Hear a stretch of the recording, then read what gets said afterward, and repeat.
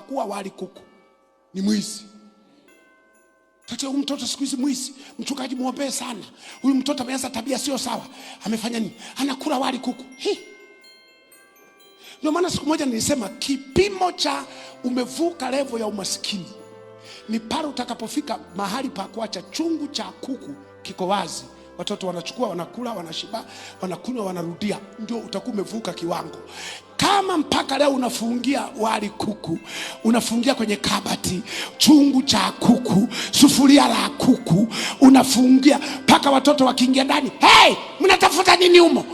Wewe bado ni masikini. Kama hujafika mahali pa friza yako kujaa vinywaji, watoto wakafungua wakasema, wakaimba wimbo ambao hauna manoti, nichukue, yani watoto wako hawaungurumi kwenye friji, wewe ni masikini. Utanifanya nini sasa? Ndio nimekuambia ukweli. Nisaidie kumwambia jirani yako ili asinichukie peke yangu. Mwambie kama watoto wako hawaungurumi kwenye friza, hawafungui mlango kusema wewe ni maskini. Lazima watoto wafike mahali akinywa soda anaiacha katikati, anaiacha meza, anaenda kucheza.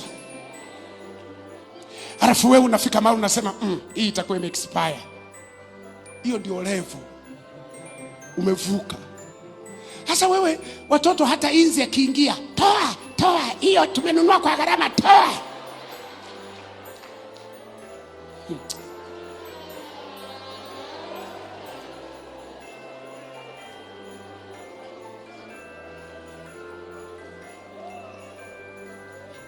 Ndio maana nisema kuna dhambi zipo Afrika peke yake.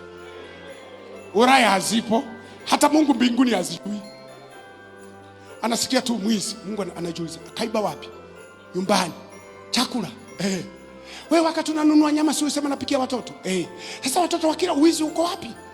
Hadi kuna wakati mpaka Mungu anashangaa, anasema hii dhambi wamezambika. Mimi mbona sijawahi kuizambika?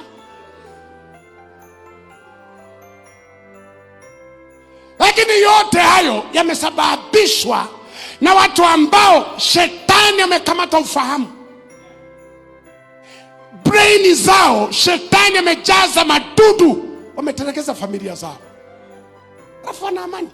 Na wengine tunao Nairobi, watoto wako ushago, mke yuko ushago, yeye yuko hapa anasema tu chips kuku, wali kuku, chicken rice hapa. Watoto wanateseka huko. Unamuuliza umeoa? Ni kama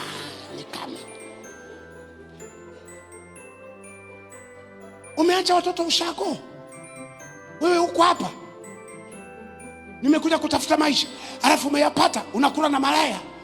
Mke wako ulimwahidi naenda kutafuta, nikipata nitakuja kukuchukua. Sasa huna mpango, umekapata kama malaya kanalembwa macho kama kana kufa jioni, ndo unakaa nako. Mke wako yuko kijijini huko anateseka.